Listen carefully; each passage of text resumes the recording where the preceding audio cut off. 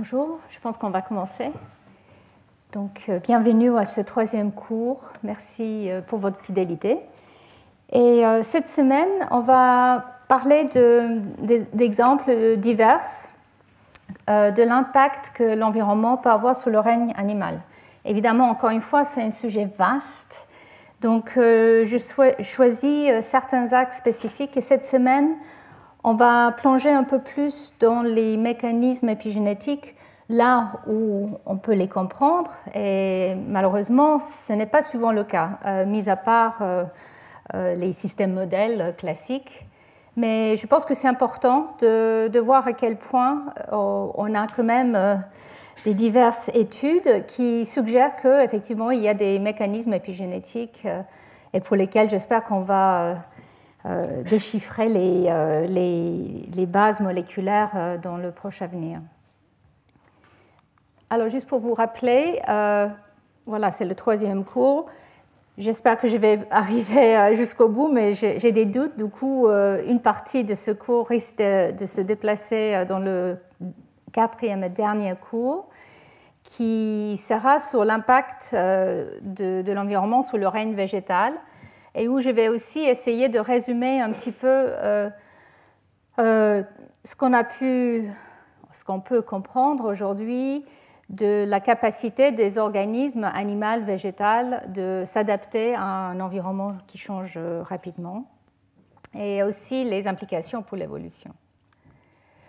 Donc, la semaine dernière, voilà le menu, ce que j'avais espéré couvrir, mais en fait, nous avons parlé, et je vais faire un bref résumé de ces aspects-là, la plasticité phénotypique, les phénotypes programmés par l'environnement. On a aussi touché sur les sujets de la transmission à travers les générations des signaux environnementaux qui induisent un phénotype, à quel point ces phénotypes sont transmissibles, à quel point il y a un avantage pour que cette transmission soit épigénétique. Et on a parlé un tout petit peu de certains modèles comme la Daphné, une petite crustacée, et puis aussi d'autres modèles. Alors, ça, c'est un sujet très important. J'espère que je vais arriver à la fin de ce cours de vous parler un tout petit peu d'autres modèles, surtout chez la souris. Si je n'arrive pas, je vais quand même le faire au début de du cours de la semaine prochaine, parce que je pense que c'est important. Il y a pas mal d'avancées, vu les possibilités que nous avons maintenant d'analyser des grands cohortes d'animaux, de faire un séquençage pour pouvoir distinguer entre les effets de changement au niveau du génome et les effets épigénétiques. Donc, un bref résumé. J'ai commencé la semaine dernière en vous parlant de l'impact de l'environnement sur des changements, on va dire, programmés de phénotypes. Par exemple, comment un changement nutritionnel peut avoir un impact sur ce qu'on appelle les polyphénismes. Donc, je vais revenir sur les définitions un peu plus tard, parce qu'on m'a demandé à la fin du cours de la semaine dernière, c'est quoi la différence entre la plasticité phénotypique et le polyphénisme.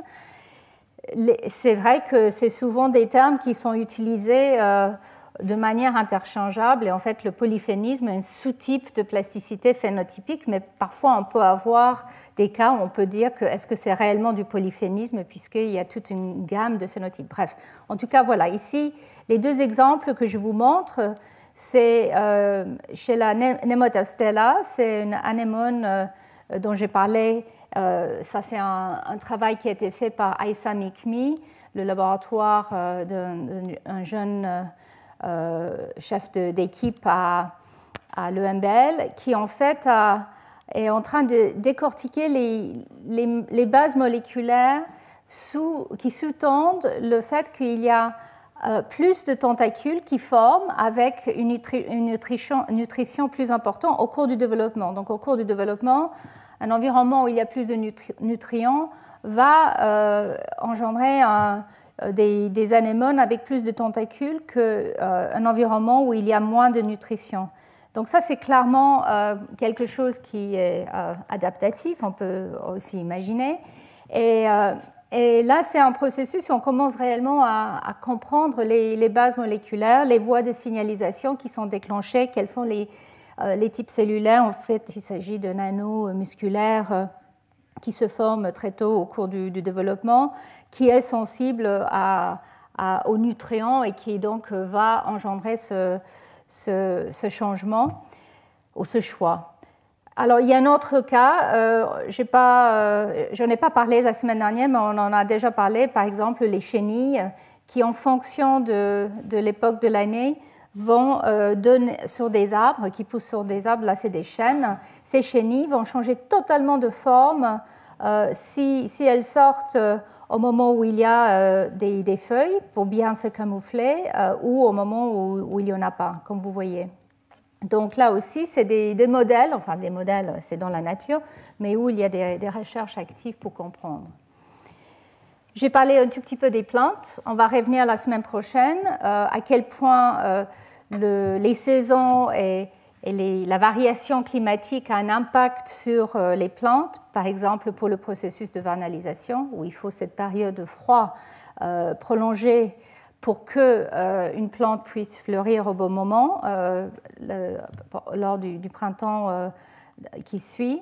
Et à quel point, en fait, il y a des plantes sur lesquelles on dépend pour nous nourrir, pour nourrir l'humanité, et que ces changements climatiques que nous voyons perturbent fortement ce type de processus.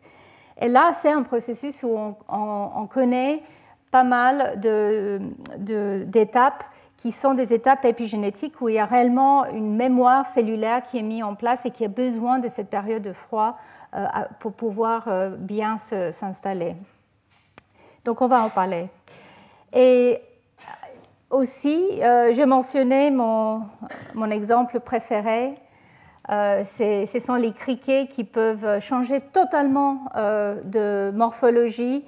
C'est une transition de phase, on appelle ça, très dramatique. Et en fait, c'est une génération. Le comportement change dès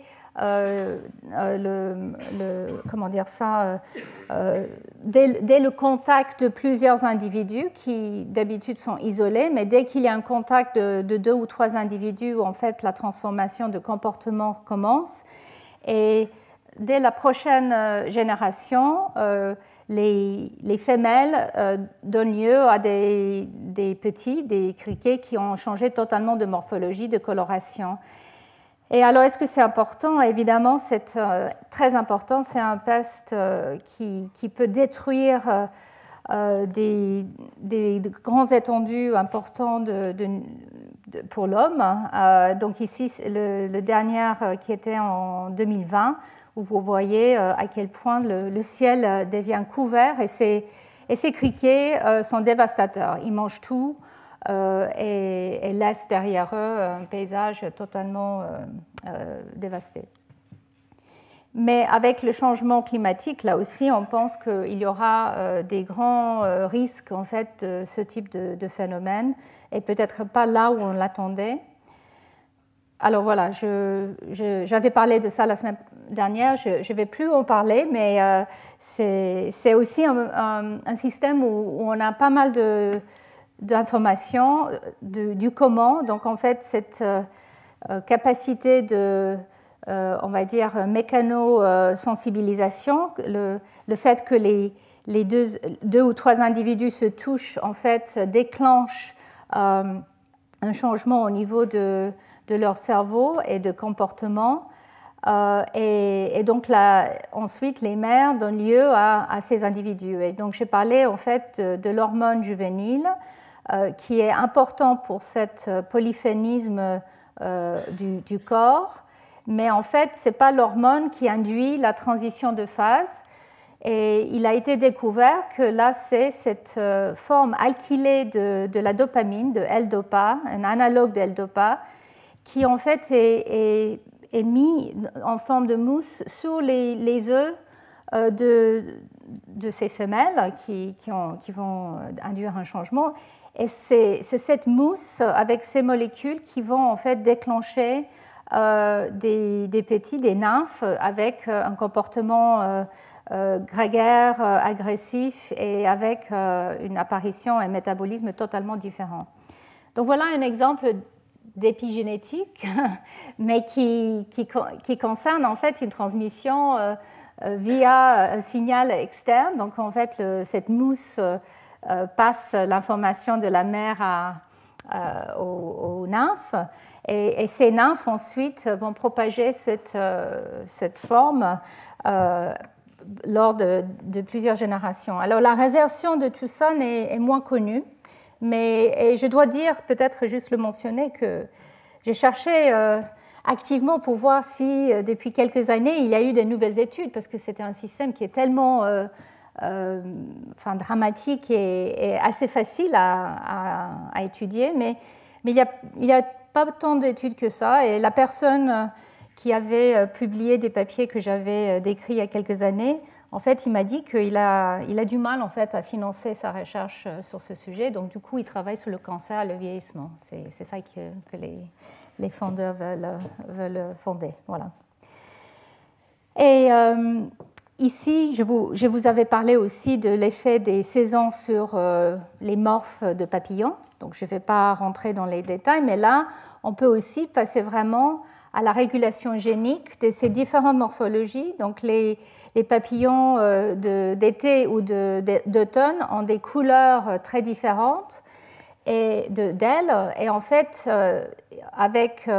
au laboratoire, les chercheurs arrivent à montrer que cette coloration dite plastique, ou ces deux morphes de couleurs, peuvent en fait être séparés et assimilés à la Waddington en faisant des croisements dans le laboratoire, et on peut stabiliser donc les deux formes, et ensuite avec ces lignées, on va dire, stabilisées avec ces formes, on peut regarder génétiquement quels sont les variants qui sous-tendent ces couleurs. Et là, en fait, il y a 3 ou 4 gènes qui ont été identifiés. Et je vous avais parlé d'un des gènes qui, en fait, finalement, c'est un ARN non codant qui produit un micro-ARN. Donc, ce n'est pas encore publié sur bioRxiv, et on en parlera dans l'avenir. Et j'avais aussi mentionné le fait que l'environnement, on va dire, que l'homme impose aux insectes peut avoir un impact très important. Donc l'utilisation de produits agrochimiques et puis aussi le changement de climat, l'augmentation de température, ont un effet important sur le développement et le comportement, la reproduction de ces insectes. Donc les études que j'ai citées en fait ont été faites sur la drosophile, qui est le modèle préféré des généticiens qui travaillent sur les insectes, et ils ont donc défini quel est l'impact de ces différents produits agrochimiques en faisant une étude systématique au cours du développement, et en regardant ensuite le comportement des larves et des mouches. Et ils ont vu qu'effectivement, il y a un effet dramatique sur la reproduction. Vous voyez ici entre le contrôle et les mouches qui ont été exposées.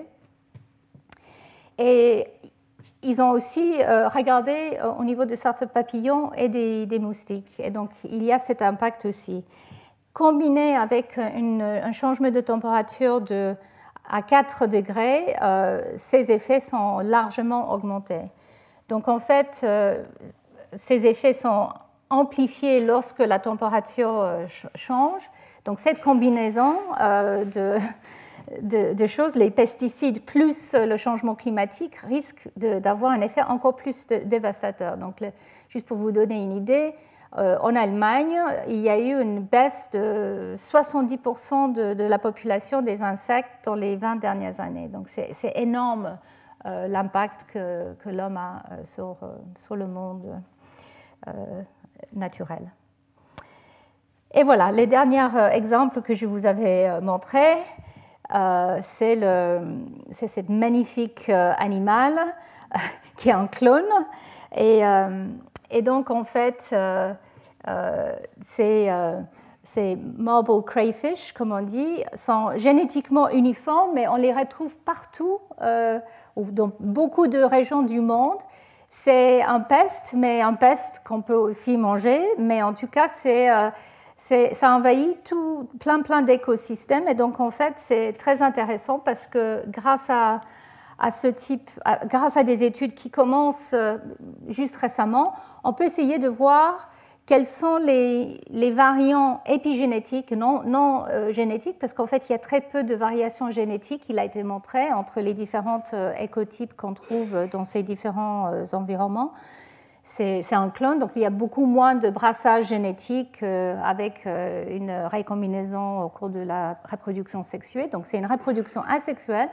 Et donc du coup, on peut vraiment étudier l'impact des changements épigénétiques et la caractérisation de ces différentes morphes qu'on trouve dans ces différentes régions. Donc ça, c'est, je pense, un domaine très prometteur et puis bien sûr aussi important, vu l'impact économique aussi que cette invasion de ces espèces peut avoir.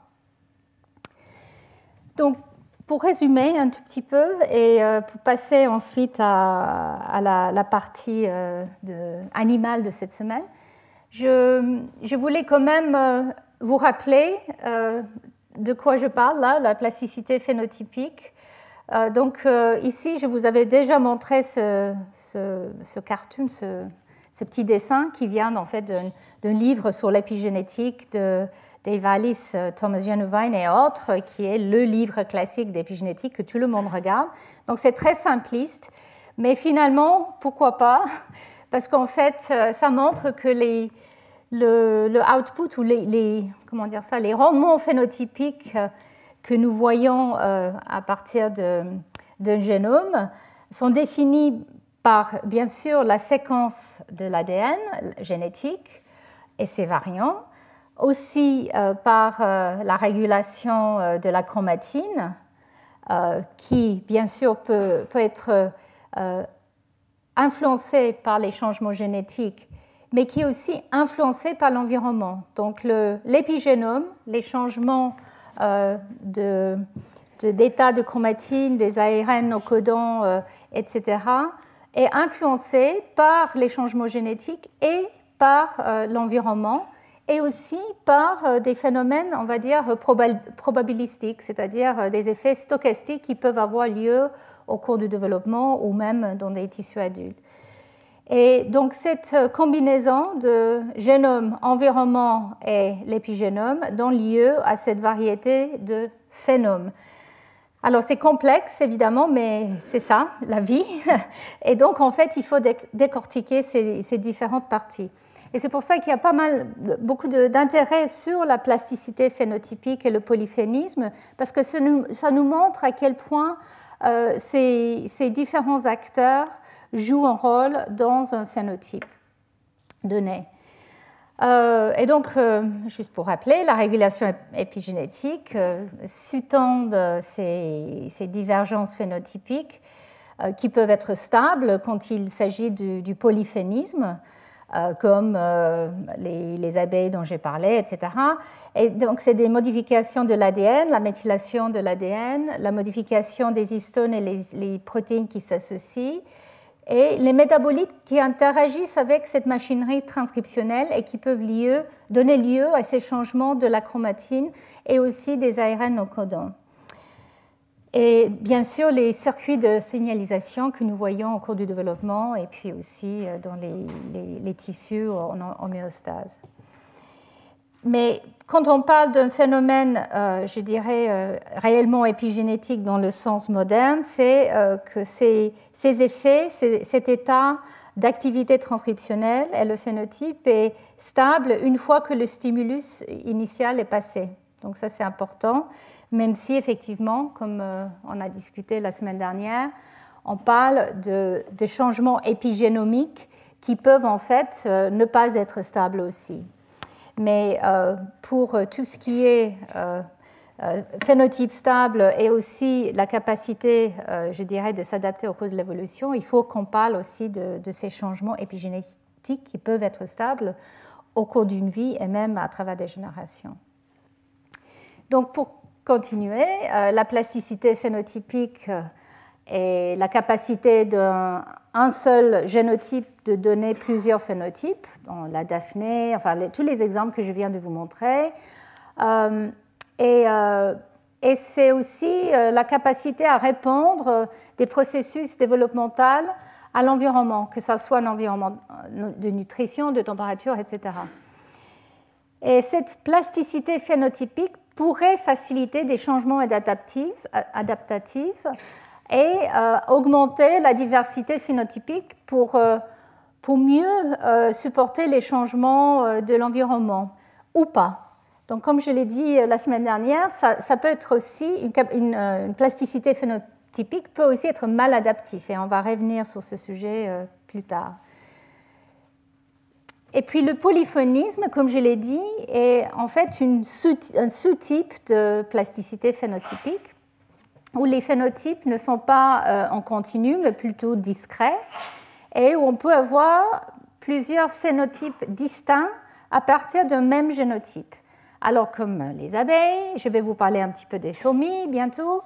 Et ici, aujourd'hui, on va en parler en fait des mammifères, des souris et des hommes.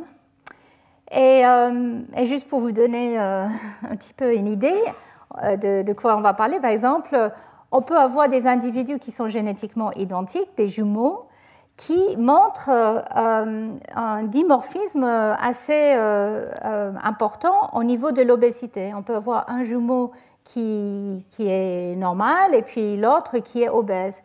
Et on a maintenant découvert des souris qui montrent aussi ce type de dimorphisme. Et donc on essaie de comprendre ce polyphénisme parce que c'est très important pour mieux comprendre les bases de cette variabilité, comme je l'ai dit tout à l'heure, qui peut être due à l'environnement ou pas, ça peut être aussi probabilistique, mais une variabilité qui peut avoir lieu au cours du développement qui va prédisposer finalement à un phénotype, à donner lieu à un phénotype qui est très différent, même si génétiquement les deux individus sont identiques.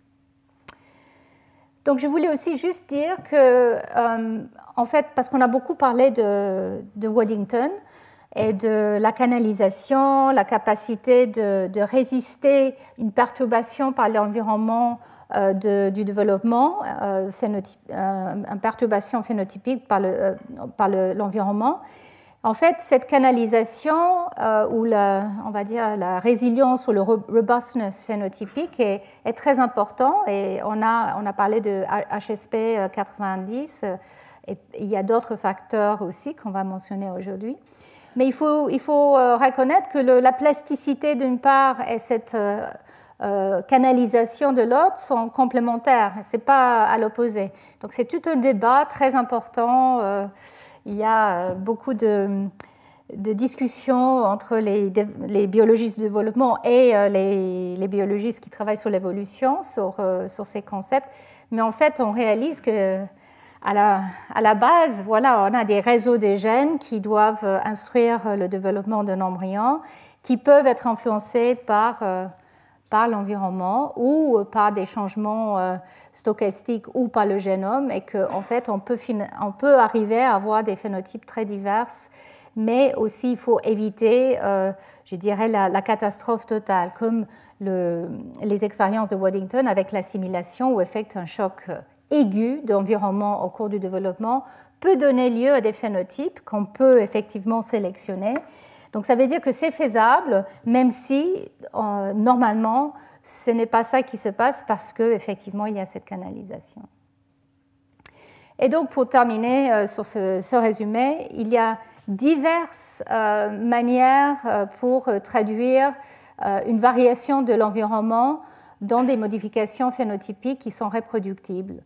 Donc ça, y compris avec les changements au niveau épigénomique au cours du développement, et puis les changements épigénétiques qui ont lieu et qui maintiennent cette différence phénotypique qui peut avoir lieu au cours du développement et après dans l'adulte.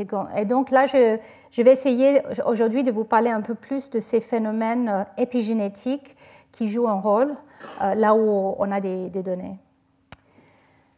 Donc, je vais vous parler de deux choses. Donc, les castes, le polyphénisme des castes dans les colonies eusociales, où il y a en fait une reine en général, plus des travailleurs. Je ne vais pas vous parler encore des abeilles, on en a parlé beaucoup, mais chez les abeilles, en fait, c'est un exemple où effectivement il y a des données qui suggèrent que l'épigénétique est impliquée. Donc, les larves sont nourries avec des quantités de gelée royale importantes deviennent des reines, et les larves qui ne sont pas nourries avec la gelée royale ou avec très peu, mais plutôt avec cette pain d'abeilles qui est riche en extraits de plantes, deviennent des ouvrières. Et en fait, il a été déjà montré qu'il faut une inhibition de la DNA-méthyltransférase de novo, DNMT3, donc il y a des inhibiteurs de ces enzymes et des histones désacétylases dans la gelée royale, et c'est cette inhibition qui est importante pour le changement d'expression des gènes qui va conduire à une reine.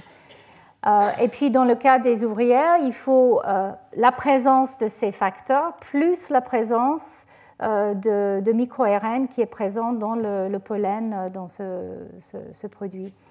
Donc, en fait, on commence à comprendre les bases moléculaires, même si finalement, dans le cas des abeilles, les facteurs ou les enzymes épigénétiques sont impliqués, mais la manière exacte qu'elles traduisent cette information à une régulation spécifique pour créer une reine est toujours loin d'être connue. Donc on connaît beaucoup de gènes qui sont différemment exprimés et où on voit la présence de la méthylation de l'ADN, mais en fait très peu de ces gènes où la méthylation de l'ADN semble avoir un rôle véritablement régulateur. Donc ça reste quand même un grand point d'interrogation. Donc peut-être dans l'avenir, je vais vous en parler une fois qu'on a compris un peu plus. Mais je voulais vous parler aussi en fait des fourmis. Et ça, je vais en venir. Je vais vous parler aussi des rats taupes nus, parce que chez les mammifères, il y a aussi des cas de mammifères eusociales, où il y a une colonie avec une reine et des ouvrières. Donc on n'en a pas beaucoup parlé dans le passé, et je pense que c'est le moment d'en parler, même si effectivement les bases épigénétiques sont loin d'être connues, mais je pense que ça, c'est un modèle vraiment intéressant, non seulement pour cet polyphénisme, si on veut, et cette plasticité phénotypique, parce qu'en fait, les ouvrières peuvent se transformer en reines dans des bonnes conditions, mais aussi parce que c'est un modèle incroyable pour le travail sur le vieillissement, le cancer, etc. Et puis, comme je l'ai promis, on va parler de l'homme et de la souris et le polyphénisme lié avec l'obésité. Donc, juste pour commencer avec les fourmis, parce qu'il y a là des nouvelles études qui commencent à décortiquer un peu les processus. Donc, chez les fourmis, il y a beaucoup de différents types de fourmis, mais le laboratoire de Shelley Berger, qui est une biochimiste épigénéticienne qui travaille à UPenn aux États-Unis, et le laboratoire de Danny Reinberg, qui est aussi un biochimiste aux États-Unis, depuis longtemps ont décidé d'essayer de comprendre quelles sont les bases épigénétiques de la distinction qu'on trouve entre les différentes castes chez les fourmis charpentiers de Floride. Alors, pourquoi elles s'appellent charpentiers? C'est parce qu'elles creusent leur nid dans le bois et créent des tunnels et des galeries très lisses. Donc, pas évident si on les a chez nous, mais en tout cas, un modèle très étudié. Et elles sont très intéressantes parce qu'elles ont des phénotypes morphologiques et des comportements très différents, très distincts, même si le génome est commun. Et donc, c'est pour ça qu'elles étaient choisies pour des études épigénétiques. Donc, au niveau de leurs différentes castes, il y a les castes d'ouvrières qui sont appelées mineures, et les castes majeures. Donc il y a la reine et puis des mâles Et on ne va pas parler de la reine et des mâles, mais on va parler de ces ouvrières qui en fait sont génétiquement identiques, mais qui ont des comportements totalement différents. Donc les majeurs en fait sont plutôt impliqués dans la défense de la colonie, donc un comportement assez agressif et de défense. Et puis les ouvrières mineures en fait vont chercher la nourriture. Et il y a quelques années, le labo de Schelliberger a regardé si les facteurs épigénétiques associés avec la chromatine, les modifications des histones en particulier, sont impliqués dans cette différence entre les majeurs et les mineurs. Et ils ont fait une étude, et donc j'en avais déjà parlé, donc je vais juste résumer ici. À l'époque, ils ont regardé l'impact de donner des inhibiteurs des histones désacétylases ou des histones acétyltransférases. Donc ça, c'est un enzyme qui va enlever l'acétylation de l'histone H3 ou H4. Et ici, c'est des inhibiteurs qui vont les HAT, les acétyltransférases, qui va déposer cette acétylation.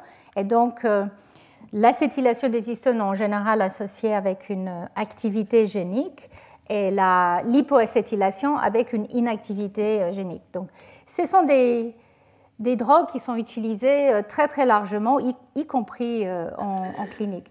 Et en tout cas, voilà, avec une imposition, une injection de ces drogues, quel est l'impact sur les fourmis juste au moment de l'éclosion, donc au moment où elles sortent de leur pupe.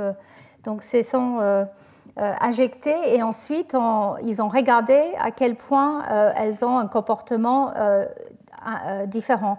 Et ce travail a montré qu'effectivement, les ouvrières mineures en fait butinent plus tôt dans leur vie avec plus d'intensité que les ouvrières majeures, et avec un inhibiteur d'HDAC chez les ouvrières majeures, on stimule un comportement de recherche de nourriture comme si c'était une mineure. Donc la fourmi reste en forme majeure, mais elle a totalement un comportement de mineure.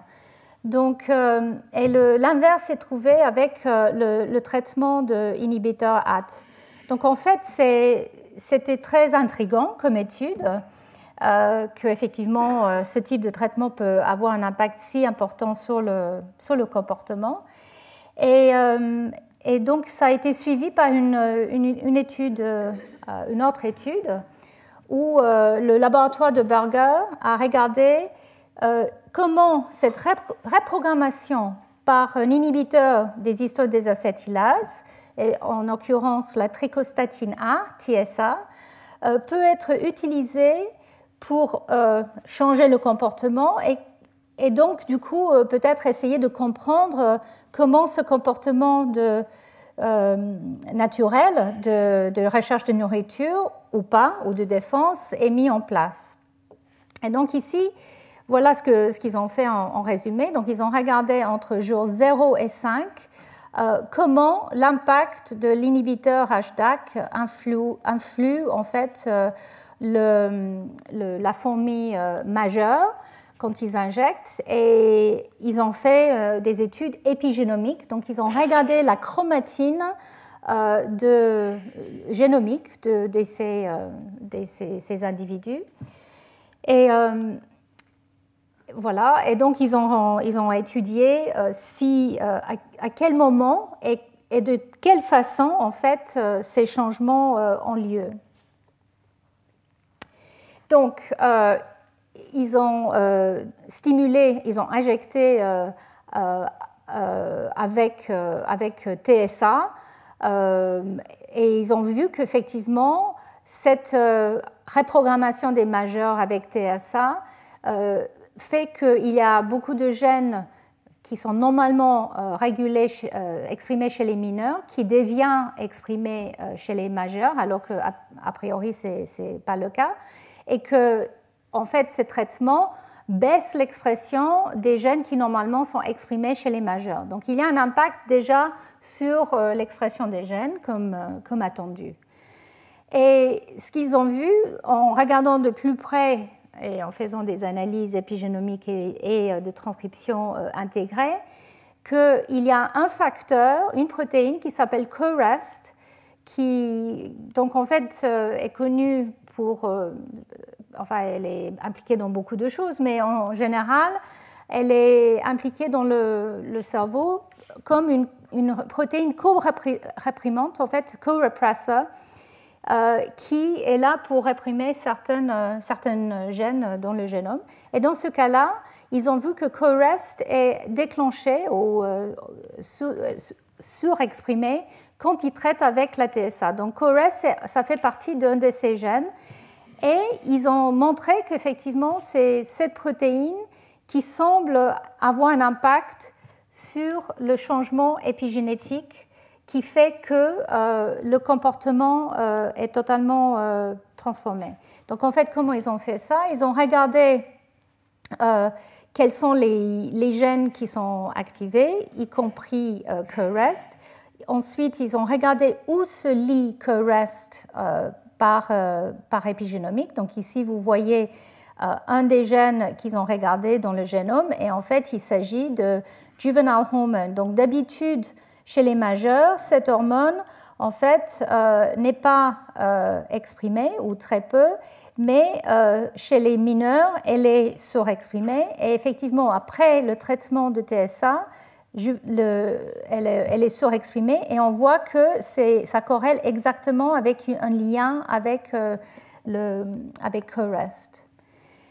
Et donc, en fait, cet profilage montre que cette association de CoREST est avec des gènes qui normalement sont impliqués dans la dégradation de cette hormone qui devient surexprimée donc, avec la reprogrammation. Donc, le taux élevé de CoREST, le taux bas de cet dégradateur de juvenile hormone et les taux élevés de cette hormone font que, sans doute, les fourmis changent complètement de comportement au niveau de la recherche de nourriture. Et donc, ils ont montré dans ce papier que, sans doute, ce facteur épigénétique est un joueur central dans la reprogrammation de ce comportement. Mais la grande question, c'est, bien sûr, c'est un système artificiel avec injection des inhibiteurs d'HDAC. Comment ça se passe in vivo, enfin dans la nature? Alors ici, oui, c'est juste un résumé pour vous montrer, pour vous dire ce que je viens de dire, donc cette reprogrammation. Donc, est-ce que c'est réellement comme ça que la reprogrammation a lieu au cours du développement de ces fourmis? Et il faut dire qu'effectivement, cette étude collait avec ce qui était connu parce que cette hormone juvénile ainsi qu'une autre hormone, l'ecdysone, sont souvent trouvées comme des médiateurs de division de caste ou de changement de comportement dans les ouvrières, y compris dans d'autres types de fourmis et aussi des abeilles, et aussi dans d'autres animaux comme les rats tortues. Donc on pense qu'effectivement ces hormones sont absolument clés pour ces différences de comportement et de développement. Et donc les voies épigénétiques sont importantes pour les réguler. Et donc dans une étude beaucoup plus récente, le laboratoire de Berger a regardé comment ça se passe au cours du développement des fourmis, et cette fois-ci sans injection. Et ils ont regardé à différents stades de développement, donc au stade pendant le développement dans les pulpes, donc avant l'éclosion des nymphes. Ils ont regardé comment CoREST et l'expression des gènes semblent être changés.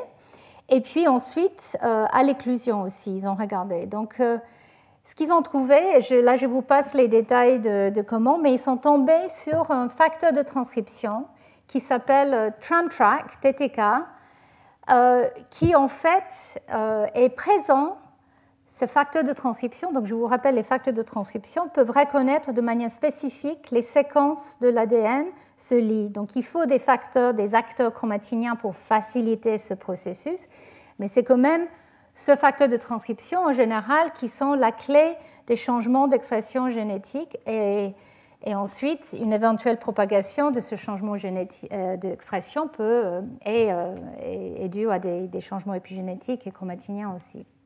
Mais donc, ils ont trouvé que CoREST et Tramtrack, en fait, corrèlent avec les profils d'expression attendus pour les différences entre les majeurs et les mineurs.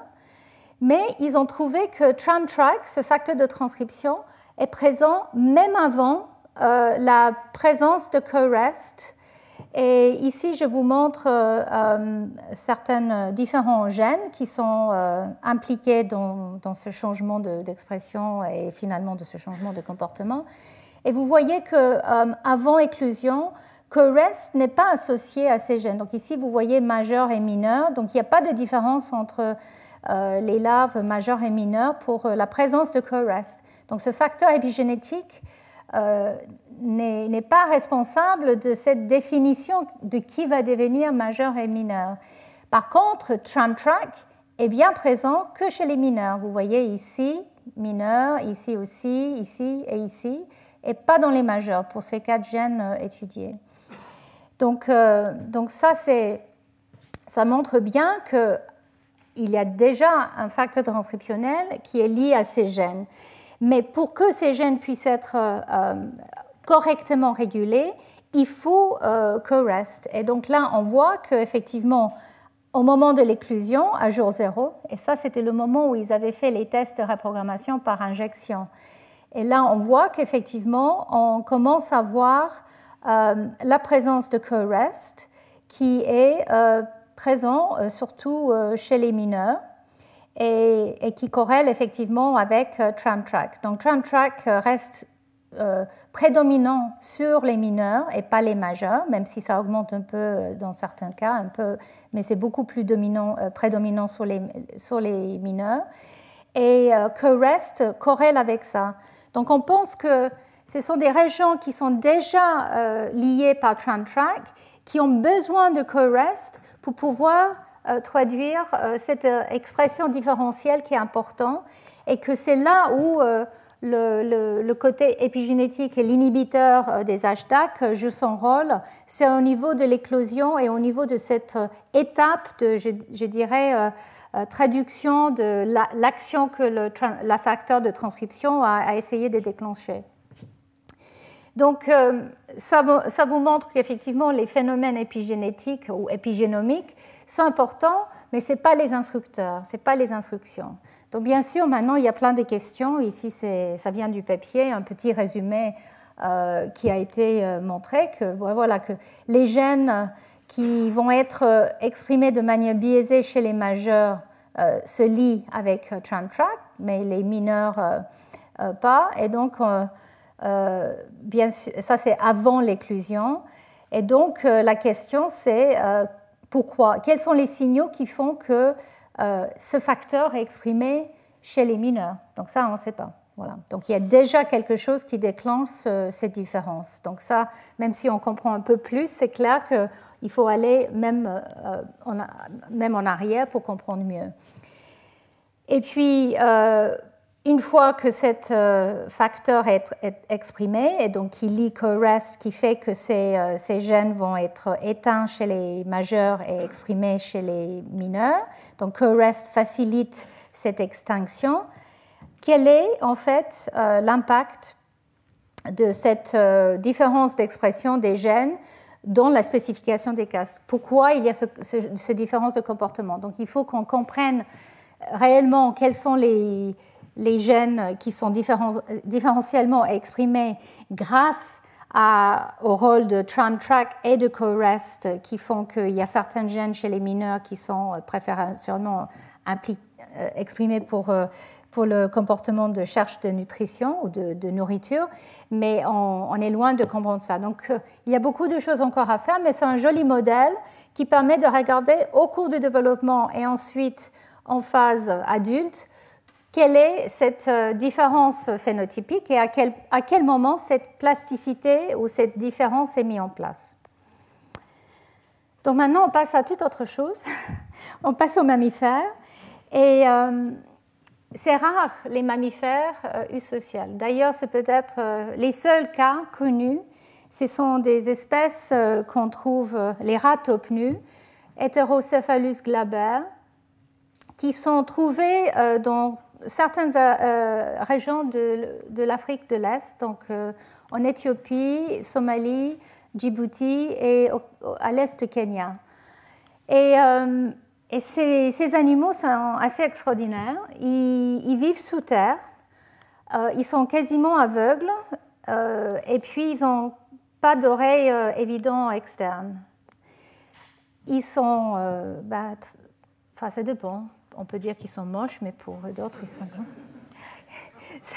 Comme on dit en anglais, beauty is in the eye of the beholder. Donc, ceux qui travaillent avec ces animaux les adorent. Je connais quelqu'un. Et en fait, malgré ce visage qui a l'air très, très agressif, en fait, ils mangent que des plantes et en fait, les bulles de plantes. Donc, c'est pas des carnivores. Par contre, ils utilisent ces dents pour creuser des trous pour faire les tunnels souterrains. Donc, c'est très important pour pouvoir, en fait, s'installer sous terre. Et c'est dans des régions très arides, les zones presque désertifiées. Donc, en fait, il y a un intérêt de vivre en société, en colonie, pour survivre dans ces régions.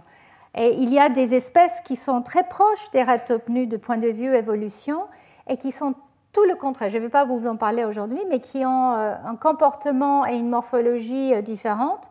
Ils vivent par terre et ils ont un comportement totalement solitaire, à tel point que quand les mères mettent bas, en fait, elles les abandonnent presque immédiatement les petits dès qu'ils puissent commencer à bouger. Donc ça, ce sont des rats taupes d'autres espèces, mais qui vivent dans des régions assez proches, mais où l'environnement est quand même très différent. Donc, pour revenir sur les rats taupes nus, il y a différentes colonies qui ont été trouvées. Ils sont extraordinaires parce qu'ils peuvent vivre sous terre avec des niveaux d'oxygène très basses. Ils ne sont pas la douleur. Ils ont une peau très plastique parce qu'ils vivent dans des tunnels et doivent se glisser dans des chambres. Ils font des chambres, les colonies qui s'étendent sur plusieurs kilomètres avec des tunnels. Et donc, pour passer dans les tunnels, ils sont obligés d'avoir une peau très plastique. Et ils se marchent les uns sur les autres. Et d'ailleurs, c'est comme ça qu'ils vérifient l'hiérarchie. S'ils marchent l'un sur l'autre, il y a le plus dominant, etc. Donc, ils ont une peau très plastique, pas de douleur. Ils n'ont jamais le cancer. Donc, en fait, ils résistent, et ça, c'est encore un mystère, le cancer. Ils ne vieillissent pas. Et alors qu'ils ont la taille d'une souris, une souris de laboratoire où on ne vit pas plus que 2-3 ans, alors que les rats taupe nus peuvent vivre jusqu'à 37 ans. Et en général meurent d'accident, pas de vieillesse. Et la reine, donc chaque colonie a une reine, elle peut se reproduire jusqu'à sa mort. Donc une reine qui meurt à 30 ans ou plus, en fait, elle a produit presque 1000 petits.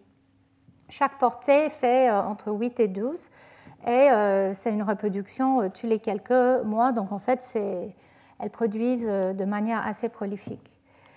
Et alors, il y a des études épigénomiques qui sont en cours. J'aurais bien aimé vous donner plus, même parce que moi-même, mon laboratoire, en collaboration avec un laboratoire en Angleterre, a commencé il y a quelques années.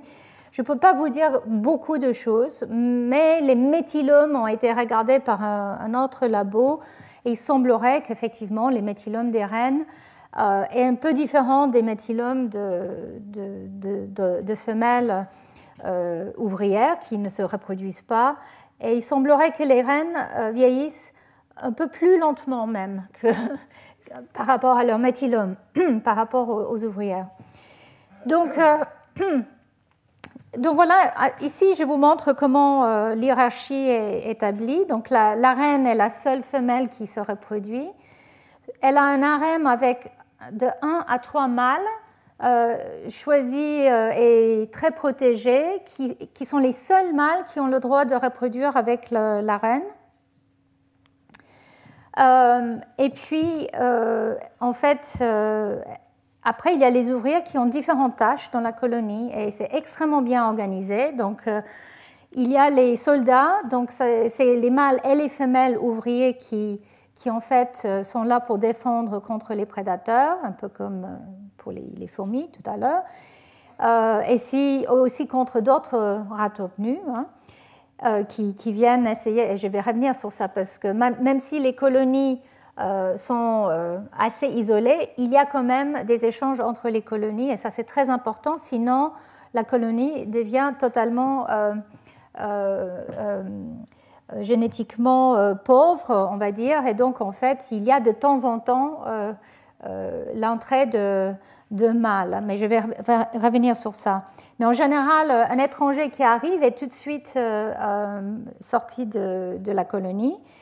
Et puis, il y a les ouvriers qui font tout le reste, qui cherchent la nourriture, qui prend soin de la reine, qui passe beaucoup de temps à se reproduire, et qui prend soin des petits aussi. Et alors, pourquoi, quelle est la base de cette différence entre les ouvriers et la reine? En fait, tous les ouvriers, que ce soit des femelles ou des mâles, sont bloqués dans un état prépubertal. Donc, en fait, ils ne rentrent pas dans la puberté. Les mâles, quand on regarde la formation de testis, il y a très, très peu de spermatozoïdes qui sont faits, qui apparaissent. Il y en a quand même, mais ils sont vraiment dans un état prépubertal.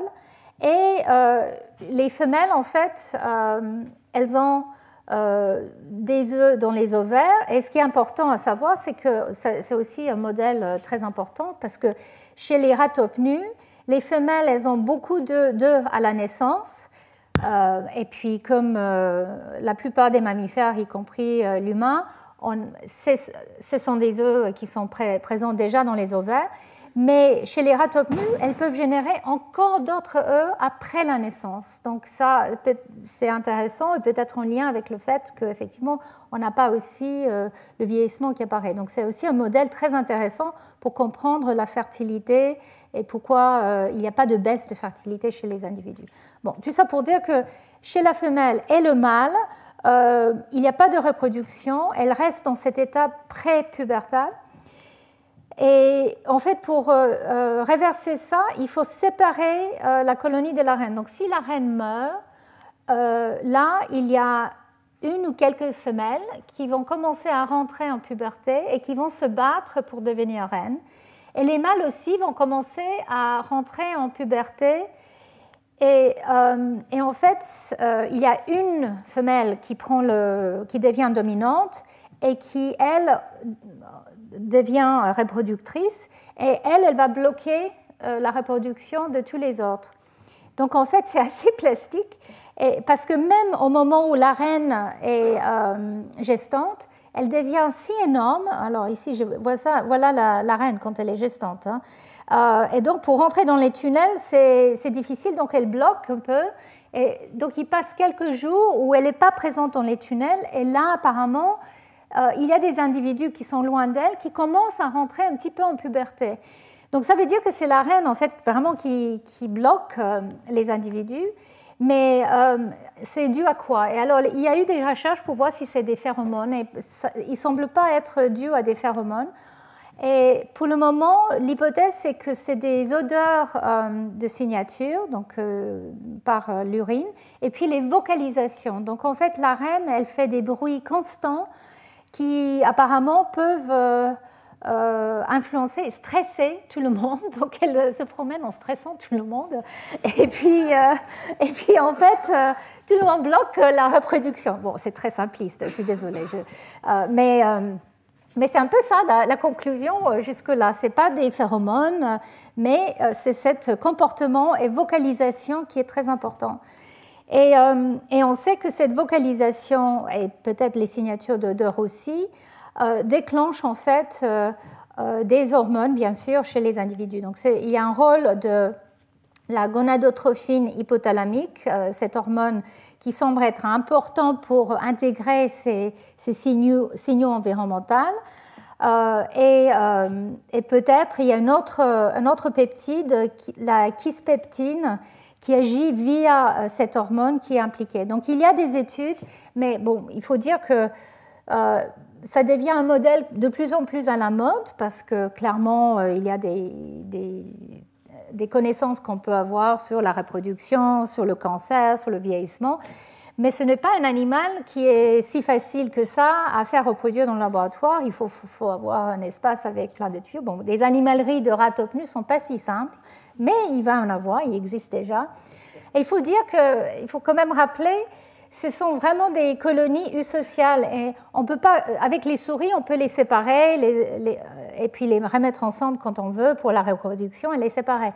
Une ratopnue, apparemment, si on sépare une ouvrière toute seule, elle va mourir. En fait, ils ont besoin d'être ensemble. C'est très important. Et donc, voilà. Donc, je vous cite quand même le papier il y a quelques années que j'avais fait avec un collègue, SQ Mulugata, plus Liz Blackburn et Chris Fawkes, qui est un grand spécialiste des ratopnus et qui a une des colonies les plus anciennes qu'il a à Londres. Et on avait étudié les transcriptomes des ratopnus qui étaient mâles ou femelles, reines reproductrices ou mâles producteurs ou des ouvriers. Et on a regardé les cerveaux et les gonades, les ovaires et les testis. Donc je ne vais pas vous montrer tout ce qu'on a vu. En fait, c'était très difficile de conclure quelque chose de mécanistique.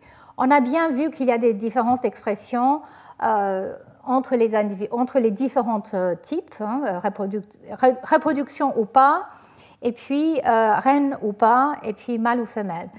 Mais peut-être la seule chose qu'on a pu voir, c'est qu'il y a des composants des réseaux des gènes qui sont impliqués dans les réseaux de dopamine, un peu comme pour les criquets dont j'ai parlé tout à l'heure.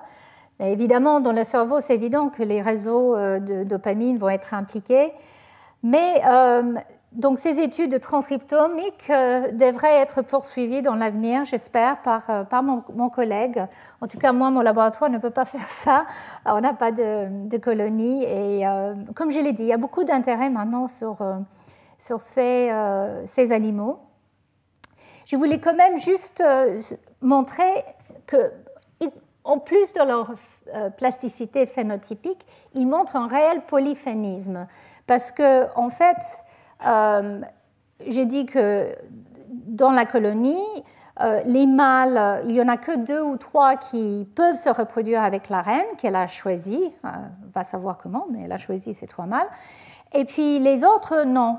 Mais il a été découvert, et ça, l'anecdote, c'est la personne, Chris Fawkes, avec lequel on a collaboré. En fait, il a travaillé avec la personne originale qui avait établi les colonies de ratopnus en Afrique. Et en fait, au moment où elle a établi les colonies dans un laboratoire, elle a réalisé que parfois il y avait certains mâles qui disparaissaient des cages, enfin, ou des tuyaux, qui avaient la capacité de s'échapper très facilement. Elle pensait que voilà, c'était parfois un ouvrier qui s'échappait ou un soldat, un ouvrier. Mais en fait, ils ont pu constater, et ici c'est des rayons X sur ces animaux. Donc en fait, ça c'est 2 frères. Là, c'est un ouvrier. Et c'est son frère qui, lui, est plus grand, plus lent et a beaucoup plus de gras autour de son cou. Et on a appelé ces disperseurs parce qu'ils peuvent partir loin, ils s'échappent. En fait, à l'époque, on m'a dit on les appelait Houdini, mais on ne pouvait pas publier ça comme ça. Donc, ils peuvent s'échapper. Donc, ils sont gros, paresseux, et puis très chargés sexuellement, et ils aiment bien s'échapper. Et donc, en fait, ce qu'ils font, c'est qu'ils s'échappent et ils vont trouver une autre colonie. Et donc, ils doivent voyager beaucoup, et c'est pour ça qu'il faut cette phénotype avec beaucoup de gras.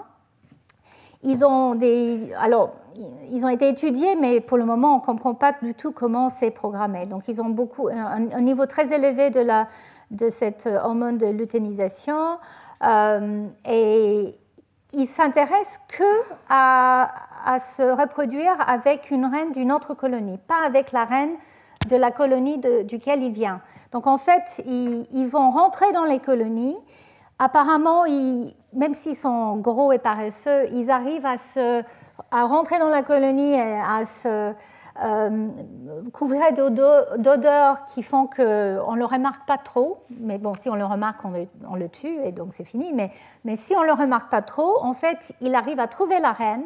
Et en fait, les reines, elles ont une préférence pour ces mâles étrangers. Et donc, du coup, ça assure le bien-être génétique de la colonie. Donc voilà, c'est une anecdote, mais je trouve ça tellement beau comme système.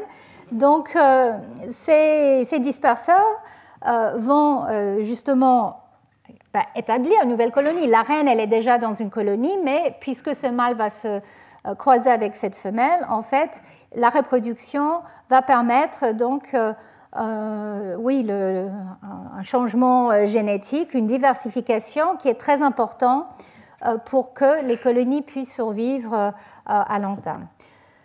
Voilà, donc je pense que je vais faire une pause là. Je vais vous laisser réfléchir sur les rats tortues qui sont fascinants, et ensuite on va passer à la plasticité phénotypique chez les souris et les hommes qui sont beaucoup moins excitants, je trouve, mais bon. Voilà, mais revenez quand même. Je vous laisse 10 minutes de promenade. Voilà, merci. Voilà, donc maintenant on va passer à des mammifères plus connus. Et je commence avec un grand schéma, désolé, mais en fait, je vous ai montré tout à l'heure les souris où on a des souris de taille normale, et puis les souris obèses, et puis on a des jumeaux aussi. Donc les souris que je vous ai montrées, c'était génétiquement identique, et puis avec les jumeaux aussi, on peut être génétiquement identique, mais avoir des différences comme ça dans certains cas. Et bien sûr, dans une population, on a toute une gamme de taille, de tendance à l'obésité, etc. Mais c'est très intéressant de comprendre si est-ce qu'il y a on appelle ça ce polyphénisme, c'est-à-dire deux phénotypes distincts qui peuvent se trouver dans certains contextes. Et un peu par hasard, une grande généticienne, Emma Whitelaw, une Australienne, qui malheureusement a pris sa retraite. Elle n'a pas dû le faire quand elle a fait, mais bon. Donc elle avait identifié un mutant, ou plusieurs mutants. Elle cherchait en fait les mutants qui affectent les phénomènes épigénétiques chez la souris, donc l'expression monoallélique, biallélique ou l'expression des gènes variés gays, donc c'est-à-dire la probabilité que des gènes s'expriment. Donc les facteurs épigénétiques qui pouvaient influencer ça. Donc en fait, elle a fait un crible.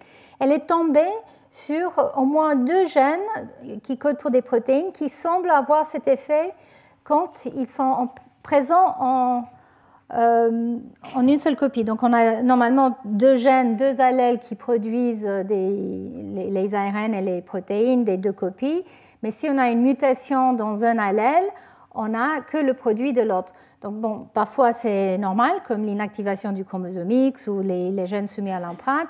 Parfois, ce n'est pas normal et c'est quelque chose qui peut avoir un impact, un phénotype. Et ce qu'elle a trouvé pour certains gènes, certains facteurs épigénétiques, et un de ces protéines, un de ces gènes était ce facteur TRIM28.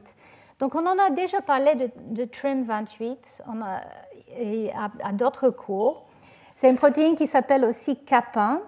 C'est une protéine qui est exprimée de manière un peu ubiquitaire et elle est impliquée dans tout un tas de choses. Alors moi, j'en avais parlé il y a quelques années parce que c'est un des facteurs qui est important pour réguler les transposants, les éléments transposables. En fait, TRIM28 est absolument essentiel pour ça cette protéine le fait via des facteurs de transcription qui s'appellent des crab zinc finger proteins, qui sont montrés là. Voilà, crab zinc finger proteins. Et donc, en fait, cette protéine, elle aime bien, elle s'associe avec tout un tas de facteurs de transcription qui, eux, se lient à l'ADN. Donc, en l'occurrence, certains de ces crab zinc finger régulent des éléments transposables, comme montré ici chez la souris et chez l'humain. Et puis, il y a d'autres facteurs zinc finger à laquelle s'associe TRIM28 pour réguler des gènes, pas des transposants, comme les gènes qui sont soumis à l'empreinte et qui ont des régions différentiellement méthylées. Et donc, zinc finger protein 57, ça fait partie de ces protéines qui sont importants pour les gènes soumis à l'empreinte. Donc TRIM28 s'associe avec tout ça. Et puis par ailleurs, TRIM28 apporte plein de partenaires divers et variés qui sont impliqués, par exemple, dans la modification de la chromatine, soit pour apporter des changements comme la méthylation de l'histone H3, donc ces deux facteurs ici, 7DB1 et GNFA, méthylent l'histone H3 à la lysine K9. Elle apporte aussi des histones désacétylases. On avait parlé tout à l'heure des HDAC. Ben voilà, TRIM28 en fait s'associe avec plusieurs complexes qui comprennent des HDAC, comme le complexe NERD ou le facteur NERD qui s'associe avec HDAC1. Donc c'est une histone désacétylase qui enlève l'acétylation à la lysine 9 et à d'autres lysines d'H3. Et puis aussi avec des facteurs qui peuvent se lier à la chromatine et qui sont liés via les modifications des histones comme HP1. Donc TRIM28 en fait s'associe avec HP1, Heterochromatin Protein 1, qui en fait s'associe avec la méthylation de la lysine 9 qui est déposée par exemple, 7DB1 ou GNFA. Donc en fait, on se retrouve avec TRIM28 comme un peu une protéine centrale de tout un tas de processus, y compris la formation de l'hétérochromatine, la régulation des gènes soumis à l'empreinte, où il y a un seul gène, une seule copie exprimée, et puis aussi les éléments transposables. Donc, comme attendu, quand on délète TRIM28, le gène de manière constitutive, c'est-à-dire si une souris est née sans avoir du tout de TRIM28, l'embryon meurt très tôt, juste après l'implantation. Donc en fait, les souris KO totales en fait, n'existent pas parce que c'est une létalité embryonnaire, quand les deux allèles sont mutés. Et quand un seul allèle est muté, voilà de quoi je vais vous parler là. Mais je voulais juste soulever le fait que la protéine est impliquée donc dans la machinerie épigénétique, surtout quand elle est modifiée elle-même, sous-moélée, elle a tendance à s'associer avec tout le monde là. Et puis, quand elle est phosphorylée, elle est aussi impliquée dans la réparation de l'ADN. Donc, c'est vraiment un facteur qui a beaucoup de rôles différents et je pourrais faire une série de cours que sur ça, mais je ne vais pas le faire. Mais bon, là, j'arrive au papier dont je veux vous parler, ou les papiers dont je vais vous parler. Donc, Emma Whitelaw avait fait ce crible, comme je l'ai dit, pour sortir des modificateurs de l'expression des gènes en utilisant un rapporteur pour voir quels sont les modificateurs de l'état d'expression des gènes épigénétiques. Et donc, elle a trouvé plusieurs gènes, y compris deux, TRIM28 et DNMT3A. On en a déjà parlé de DNMT3. C'est une de novo méthyltransférase. C'est une protéine qui va mettre en place la méthylation. Et en fait, elle a fait cette analyse en regardant les souris qui sont hétérozygotes. Donc en fait, où il y a un seul allèle délété de ces gènes. Et puis, ce qu'elle a remarqué, c'est que dans ces deux cas-là, elle voyait une grande variation dans le poids des souris, c'est-à-dire les souris les plus légers et les souris les plus lourds étaient beaucoup plus différents que chez les souris qui n'étaient pas mutées. Donc c'était deux phénotypes. Et puis elle a aussi montré que ces mutants, avec une copie de TRIM28 en particulier mutée, pouvaient développer un syndrome métabolique et avoir peut-être un comportement aussi un peu différent. Donc ça, c'était un papier il y a plusieurs années et voilà les données. Donc là, c'est le poids des souris et là, c'est l'âge des souris. Les diamants sont les souris non mutantes. Et vous voyez que voilà, avec l'âge, il y a une variation dans le poids que vous voyez ici. Et puis les triangles sont les hétérozygotes pour TRIM28. Et vous voyez qu'avec l'âge, il y a des souris qui sont plus légères que le wild type ou le même poids que les wild type, ou des souris qui sont beaucoup plus lourdes, plus grosses. Et ici, ça vous montre la fréquence des poids moyennes. Et vous voyez qu'il y a donc deux poids. Un poids moyen qui est environ 20-25 grammes et puis un autre vers 45. Et cette variance peut être très très grande. Ça peut être presque 100% plus gros une souris hétérozygote pour TRIM28 qu'une souris, une sœur ou un frère équivalent. Et elle a aussi montré que les souris obèses de ces mutants, quand elles étaient comparées avec les frères ou sœurs de la même portée qui étaient non mutants, avaient des différences au niveau du foie et aussi au niveau de leur réponse au glucose. Donc en fait, si les souris étaient à jeun pendant 15 heures et ensuite injectées avec une solution de glucose, en regardant la réaction, on voit qu'effectivement, les hétérozygotes ont une réaction beaucoup plus lente et différente qui suggère effectivement un phénomène métabolique contrairement aux souris sauvages. Donc, de quoi s'agit-il? Il y a eu donc d'autres études qui ont poursuivi et je vais vous en parler. Mais là, dans ce papier de Emma Whitelaw, elle a vraiment parlé, et là je vous cite un peu ce qui est dans cette discussion. Elle a vraiment parlé de la canalisation, la capacité d'un organisme, et là il s'agit d'un mammifère, d'une souris, à assurer la production d'un phénotype standard d'habitude en dépit de perturbations. Alors Waddington avait parlé de perturbations environnementales ou génétiques. Et ici, c'est exactement ce qu'elle montre, cette perturbation qu'elle a faite, c'est génétique, c'est qu'il y a une copie de TRIM28 de moins. Donc ce complexe, TRIM28 plus tous ses partenaires, clairement est perturbé. Donc avoir la moitié, soit au niveau de la protéine, ou même si ce n'est pas la moitié, au niveau du complexe qui va former, clairement, ça perturbe le développement. Et donc cette idée de canalisation où en fait, normalement, l'embryon va prendre le chemin le plus attendu au cours du développement, mais que quand il y a une perturbation, que ça soit environnementale ou génétique, on voit qu'il y a une altération et on peut avoir un phénotype qui est très différent. Et donc, en fait,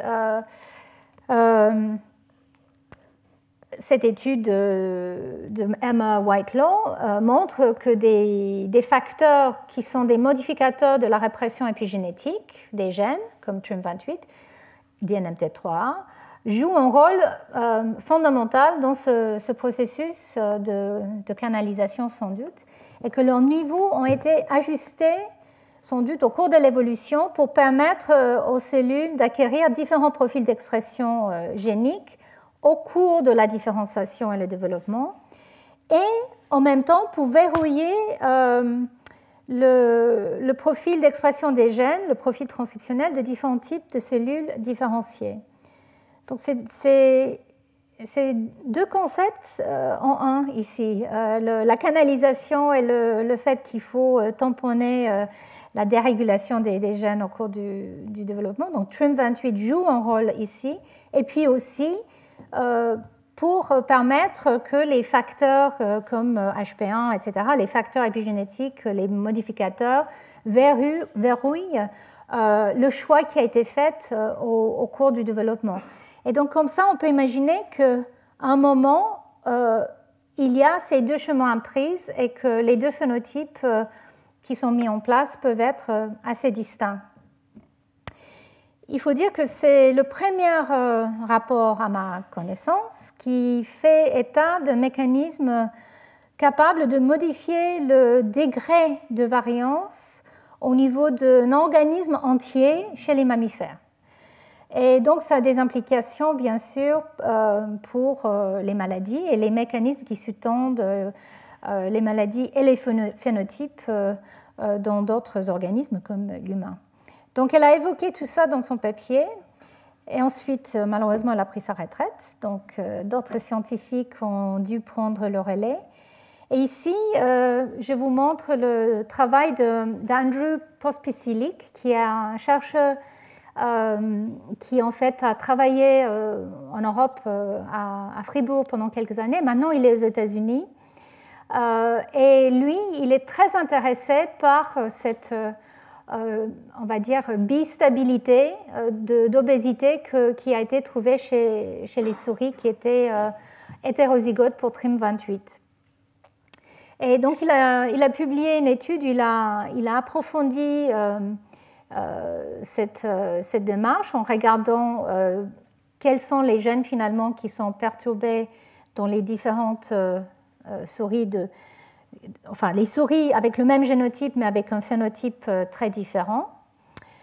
Et donc là, je vous passe tous les détails de ce qui a été fait dans ce papier, mais qui est très beau. Et en fait, ils ont passé de la souris même à l'homme.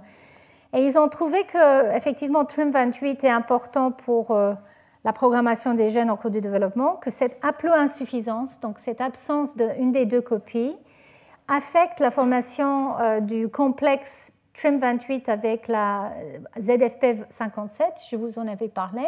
On savait que ce facteur de transcription est important pour les gènes soumis à l'empreinte et que ceci fait qu'il y a une suppression de tous les gènes dans un des clusters qui est soumis à l'empreinte, IGN1, qui comprend des gènes comme PEG3, NAT, etc.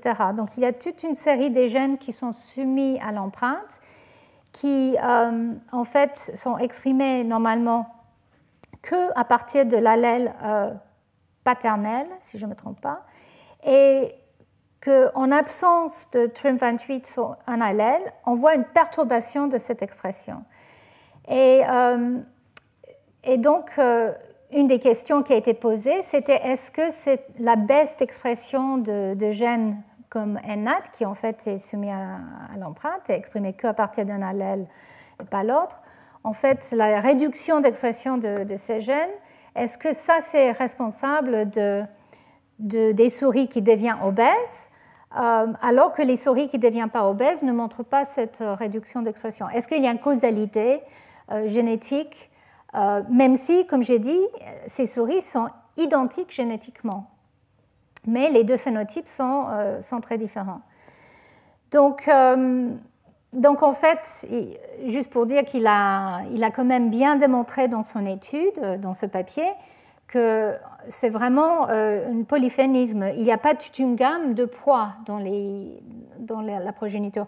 La semaine dernière, je vous avais parlé des souris agouties, où avec cet élément transposable à côté du gène, donne des phénotypes, donc donne toute une gamme de phénotypes. Donc les souris ont une couleur différente et puis aussi une taille différente. Ici, c'est pas ça. C'est soit c'est obèse, soit c'est pas obèse. Hein. Donc c'est ce polyphénisme qui est apparent, mais est dû à quoi? Et donc ça, c'est la grande question. Qu'est-ce qui déclenche ça? Est-ce que c'est juste probabilistique ou est-ce qu'il y a une influence au cours du développement qu'il y a les souris qui mangent un peu plus à la naissance ou même qu'effectivement la nutrition déployée quand les fœtus sont dans le ventre de leur mère est un tout petit peu différent, ou est-ce que c'est hormonal, ou est-ce que c'est même dans la génération d'avant, effectivement, que la mère elle-même, elle peut influencer ça. Donc il y a tout un tas de questions qui sont ouvertes, mais le phénotype reste à expliquer. Et puis, puisque c'est la première fois que ça a été montré chez les mammifères, chez les souris, ce type de dimorphisme ou polyphénisme, est-ce que ça peut être adaptatif? La question est aussi posée, et dans ce papier, il parle du fait que peut-être la possibilité d'avoir ce polyphonisme, parce qu'on peut imaginer que TRIM28 n'est pas toujours muté, mais qu'il y a des différences d'expression de cette protéine dues à des variants naturels génétiques, pas forcément une délétion totale, mais un polymorphisme qui fait qu'un allèle est moins exprimé que l'autre. Donc en fait, est-ce que ça peut avoir un avantage évolutif d'avoir ce type de polyphonisme? Et en fait, oui, on peut spéculer qu'il peut avoir, pour les souris en tout cas, le besoin de s'adapter à différents types de terriers qui sont plus ou moins grands, aussi pour une résistance à la famine, privation de nourriture. Je vous avais montré tout à l'heure le ratopnu, ces disperseurs avec beaucoup de gras. Pourquoi ces ratopnus, tout d'un coup, ils ont ce phénotype? C'est peut-être dû à ce type de variation. Donc même si génétiquement ils sont identiques, ils peuvent produire ce type de phénotype très, très différent, obèse, beaucoup plus de gras, qui peut avoir un avantage dans certaines conditions. Donc voilà, il y a plein d'hypothèses et le laboratoire de Post-Silic, ils ne sont pas arrêtés là, donc je suis désolée, c'est très dense, mais en fait c'était juste, le message est très simple. Ils ont regardé si dans des études épidémiologiques chez l'humain, chez les populations, surtout aux États-Unis, donc ça c'est des données qui sont accessibles au public, hein, et ils ont regardé les analyses qui ont été faites sur les distributions du poids corporel humain et plus particulièrement l'indice de masse corporelle, le Body Mass Index, qui était ça qui était différent chez les souris TRIM28. Et ils ont trouvé que cette bimodalité, qui n'était pas détectée avant, mais qui est là dans les données, et elle peut être observée chez les enfants de toutes les classes. Alors là, ça c'est les adultes, mais en tout cas, oui, je ne montre pas les enfants, mais en tout cas, chez les enfants de toutes les classes et dans certaines et dans les adultes aussi, ils voient qu'il y a une fréquence des individus appartenant à une sous-population lourde d'indices de masse corporelle, tandis qu'il y a une autre sous-population qui est plus légère. Alors, ils ont regardé pendant deux périodes, des populations de deux périodes. Là, c'est les individus de la période 1963 à 1994, ici, et puis des populations entre 1999 et 2012. Et en fait, ils ont vu qu'effectivement, alors que dans les périodes des années 60 à 90, c'est difficile de voir qu'il y a une bimodalité. En fait, plus récemment, clairement, les populations montrent une bimodalité beaucoup plus importante. Donc, en fait, ils ont réanalysé ces données pour chercher si oui ou non il y avait cette distribution bimodale. Et Et ce qu'ils ont vu, c'est qu'en fait, il y a clairement une suggestion de polyphénisme. Ces données sont en accord avec ce qui a été trouvé dans les souris, hein, ça corrèle très bien. Et ces données suggèrent aussi qu'il y a une augmentation de l'incidence de cette catégorie distincte d'individus qui sont déclenchés. Par quoi, on ne sait pas, la nourriture, bien sûr, l'environnement, mais en tout cas qui peuvent être déclenchés et qui peuvent avoir donc un fond génétique, même si ici on parle des populations, bien sûr. On ne parle pas encore des jumeaux, mais ils ont fait ensuite une analyse sur les jumeaux. Mais en tout cas, ce qui est important, c'est que cette analyse sur la variabilité de l'obésité dans des populations montre, ça va contre l'affirmation générale selon laquelle l'ensemble de la population, aux États-Unis en tout cas, est en train de devenir beaucoup plus obèse.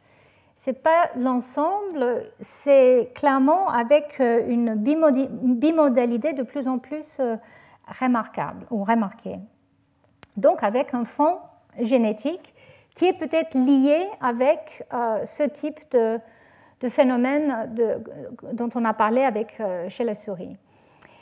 Et ils ont regardé ensuite les données qui étaient disponibles chez l'humain pour la présence de TRIM28 dans les tissus adipeux.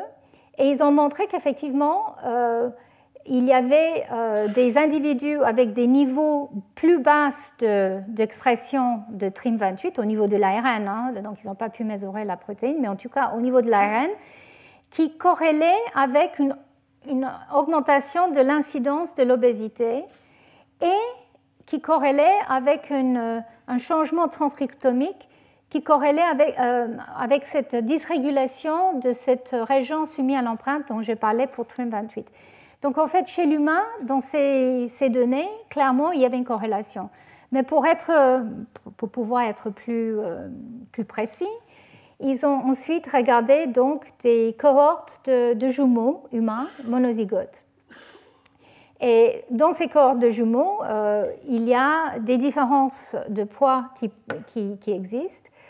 Et donc, en prenant, et là il ne s'agit pas de centaines, mais de dizaines de couples de jumeaux, que quand il y a une différence de poids, il y a un jumeau qui a, on va dire, un poids normal et l'autre jumeau qui a un poids beaucoup plus important, ils voient aussi une corrélation avec une réduction des niveaux de TRIM28 et une réduction des gènes dans cette cluster soumis à l'empreinte, comme j'ai dit tout à l'heure, NAT et PEC3, dans le jumeau qui est plus obèse.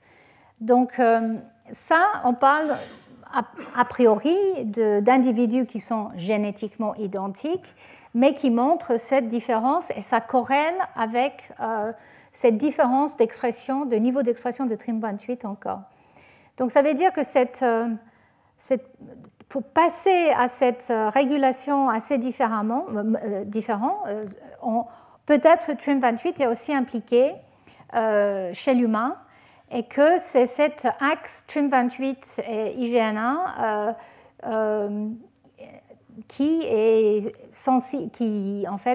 qui touche à la chromatine et donc à la régulation de tous ces gènes qui pourraient être impliqués.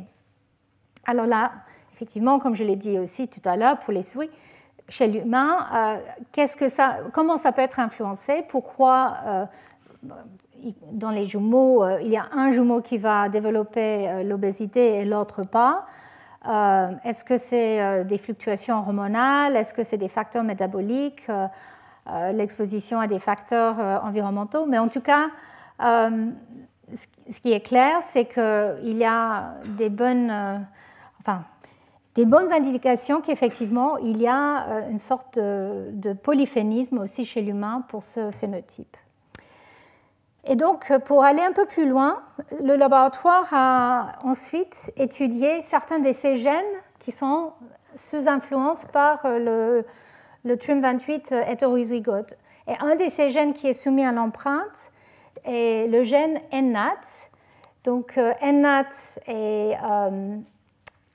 est contrôlé par TRIM28, comme les autres gènes qui sont dans ce cluster qui est soumis à l'empreinte. Et donc, en fait, ils ont regardé quel est le phénotype quand on délète une copie de NNAT paternelle. On a donc des hétérozygotes. Est-ce qu'on a ce phénotype? Est-ce qu'on reproduit le phénotype de TRIM28? Et de première vue, oui, on a, donc là, on voit bien les souris. Donc ça, c'est une souris qui est sauvage, c'est-à-dire il n'y a pas de mutation, ni dans TRIM28, ni dans NNAT. Là, c'est une souris NNAT hétérozygote qui est de taille normale. Et là, on voit une souris hétérozygote de la même portée qui clairement est obèse. Donc on voit cette différence aussi chez les souris qui sont hétérozygotes pour un de ces gènes qui semble être sous influence de TRIM28, sensible au niveau de TRIM28. Alors, par ailleurs, on sait que ce gène, qui est dans ce réseau soumis à l'empreinte, est aussi corrélé avec l'obésité. Ça, c'est en faisant des analyses GWAS chez l'humain.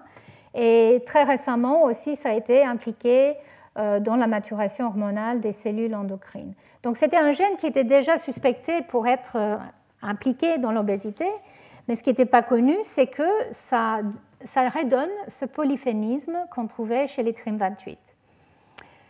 Mais ce n'est pas si simple, parce qu'ici, on voit les hétérozygotes TRIM28, et ici, c'est le poids de gras fat mass et lean mass, donc la ratio qu'on voit des différents individus hétérozygotes. On voit les deux populations, les gros et les moins gros. Et ici, on voit les NNAT, et on voit que c'est deux populations aussi.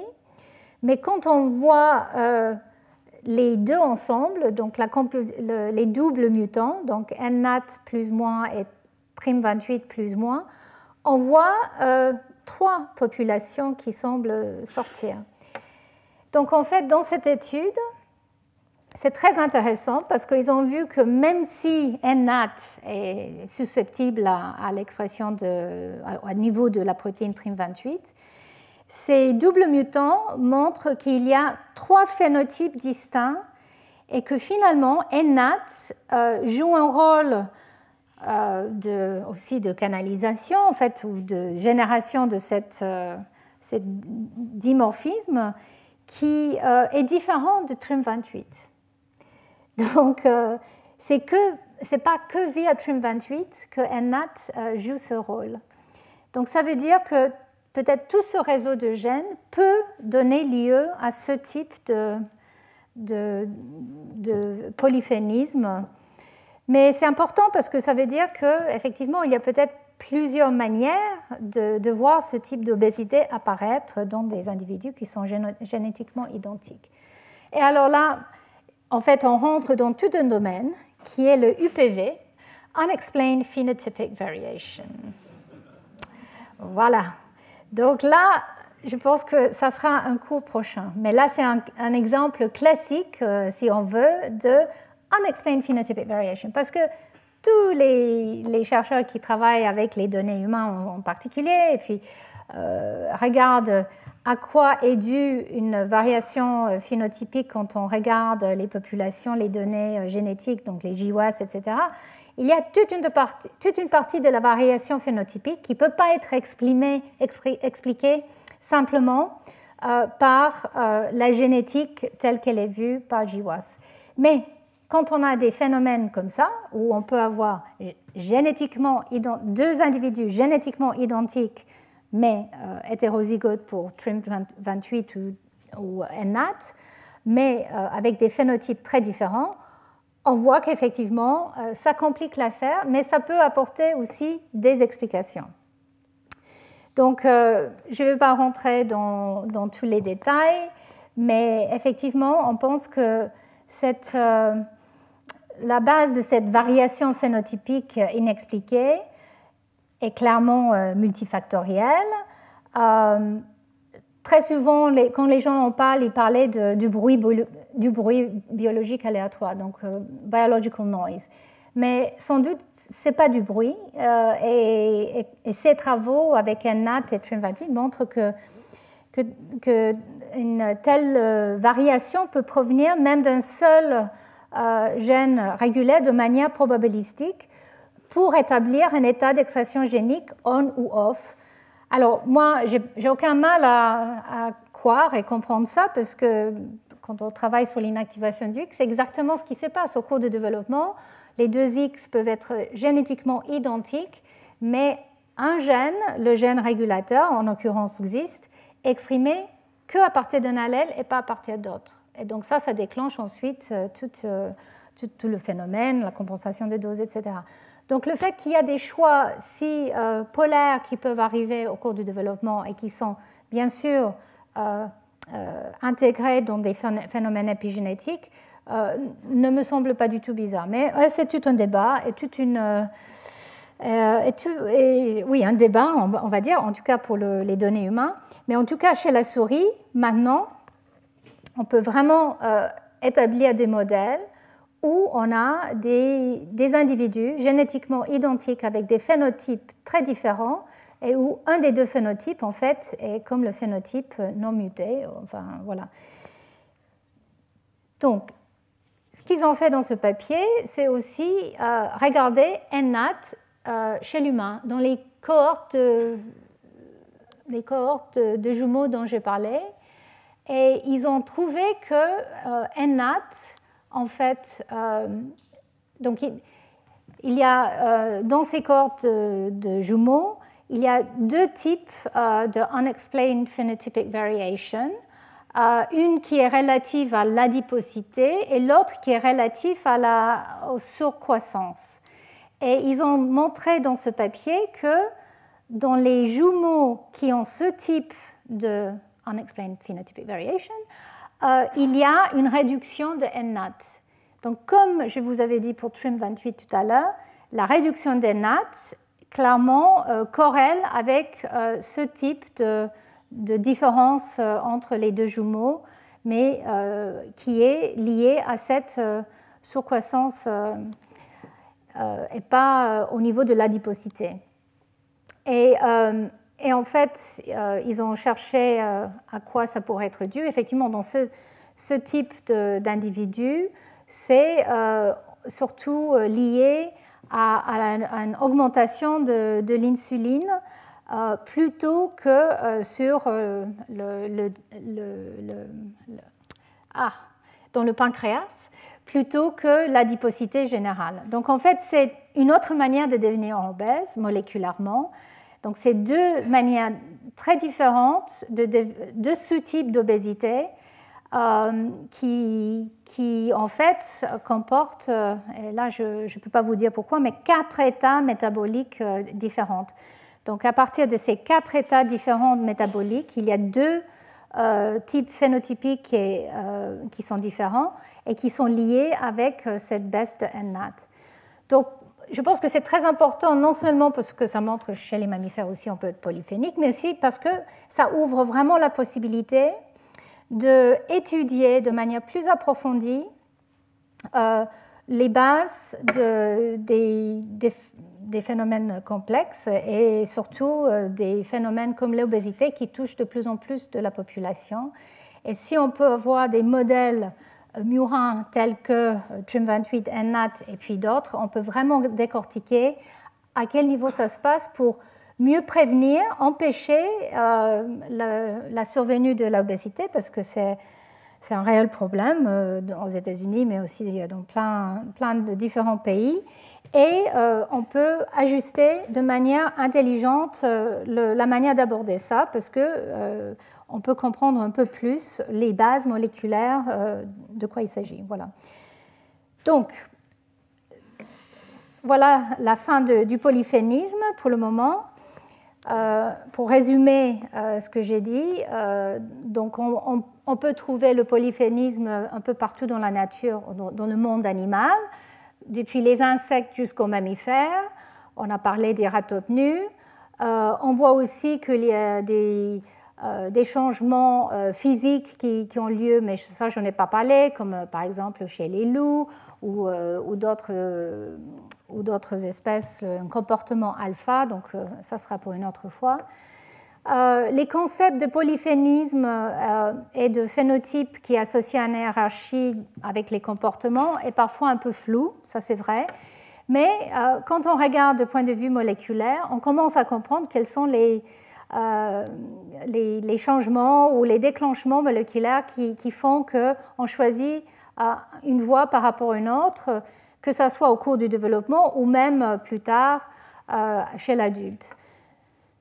Alors, il y a la question par rapport au changement d'environnement dont on a parlé, à quel point ces changements sont stables ou réversibles. Donc ça, c'est important, y compris pour, par exemple, ce que je viens de vous dire pour l'obésité. Et donc, comprendre les bases moléculaires épigénétiques, ça sera très important.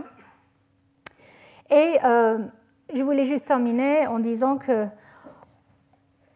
outre donc, les facteurs génétiques et environnementaux, donc c'est les résultats phénotypiques dont on en parlait là chez les mammifères, sont définis aussi par des facteurs probabilistiques qui sont susceptibles de canaliser de multiples résultats distincts.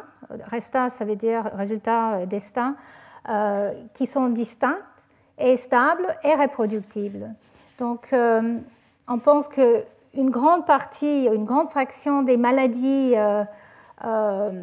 métaboliques chez l'humain et les processus potentiellement associés tels que le cancer et l'inflammation sont définis par de tels processus. Donc je pense que, j'espère que ce n'était pas trop confus, mais ce que je viens de vous montrer, les derniers papiers sur ce polyphénisme, cette réalisation qu'il s'agit de mettre en place un état d'expression ou pas des gènes tôt au cours du développement via des facteurs comme TRIM28 est extrêmement important pour comprendre la diversité de phénotypes qu'on trouve chez l'humain et pour la santé humaine.